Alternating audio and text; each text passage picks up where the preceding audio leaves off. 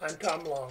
Today we're unboxing a 2015 21.5-inch iMac with a Retina display. It came in a brown box from FedEx because the configuration had been modified from the base configuration.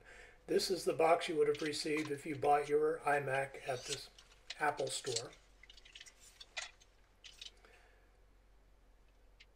I pull out the box that contains the keyboard and the trackpad. Remove the styrofoam from around the iMac and look inside of one piece there. They've neatly tucked away the power cable that will plug into the iMac.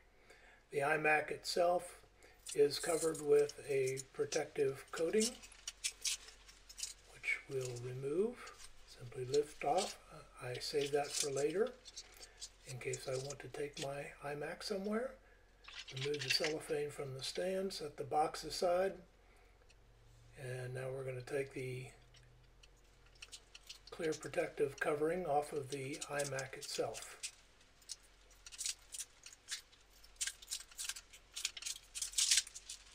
Obviously, neither Apple nor those of us who buy iMacs want anything to happen to that gorgeous display. That's what it's all about. So now we've got that plugged into the back, we can unbox the Magic Keyboard 2. I love the action of this keyboard. Also in the same box is the Magic Trackpad 2, white instead of silver like the old one, very attractive. And the lightning cable that's used to charge both the Magic Trackpad 2 and the Magic Keyboard 2.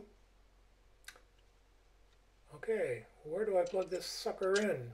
Oh yeah, there's a power strip back here.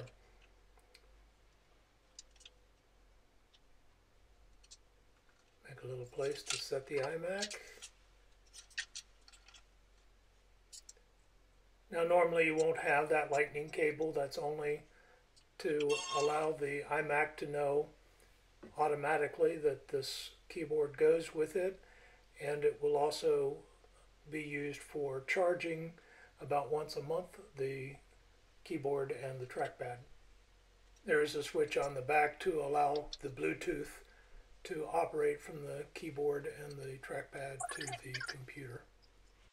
As I mentioned at the top, this has been upgraded to the 3.3 gigahertz Core i7 quad-core processor, the 16 gigs of RAM instead of 8. It comes standard with a 4096 by 2304 Retina display and a 2 terabyte Fusion drive with 128 gigabytes of solid-state storage.